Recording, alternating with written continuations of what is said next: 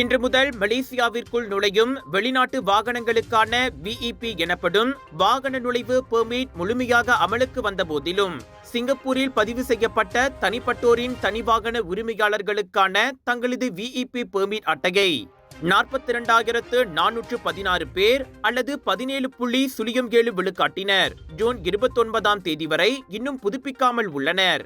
தனிநபர்களின் தனிப்பட்ட வாகனங்களுக்கு மொத்தம் 2,48,504 VEP ரேடியோ ஃப்ரீக்வன்சி அடையாள அட்டைகளான RFID விநியோகிக்கப்பட்டுள்ளன. இது தவிர நிறுவனங்களுக்கு சொந்தமான வாகனங்களுக்கு 3,765 அடையாள அட்டைகள் விநியோகிக்கப்பட்டுள்ளதாக சாலை போக்குவரத்து துறையின் தலைமை இயக்குனர் ஏடி ஃபட்லி ரமலி தெரிவித்தார்.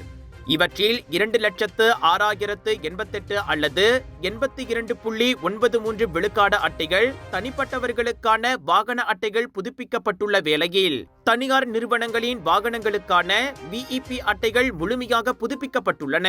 ஜூன் 29ஆம் தேதி வரை நிறுவனங்களின் தனிப்பட்ட வாகனங்களுக்கு முன்கூட்டியே 19,690 விண்ணப்பங்கள் பெறப்பட்டுள்ளதாக இன்று அதிகாலையில் சுல்தான் இஸ்கண்டார் கட்டிடத்தில் நாட்டிற்குள் நுழையும் வாகன நுழைவு பெர்மிட் அமலாக்கம் தொடர்பான சிறப்பு நடவடிக்கையை தொடக்கி வைத்த பின் செய்தியாளர்களிடம் பேசிய போது ஏடி ஃபட்லி ரமலி இத்தகவலை வெளியிட்டார். மலேசியாவிற்குள் நுழையும் போது VEP அட்டையை பதிவு செய்யாத அல்லது செயல்படுத்தாத சிங்கப்பூரில் பதிவு செய்யப்பட்ட வாகனங்களை சோதனை செய்வதன் மூலம் இன்று அதிகாலை 12:01 மணிக்கு முழு அமலாக்கம் தொடங்கியது. கலர்ஸ் ஆஃப் இந்தியா பிரம்மாண்டத்தின் உச்சத்தை தான் கொடுப்பாங்க. சீரீஸ் ஆஃப் ஷாப்பிங் எக்ஸ்போவில் அடுத்து வர்றது சூபாங் ஜாயா.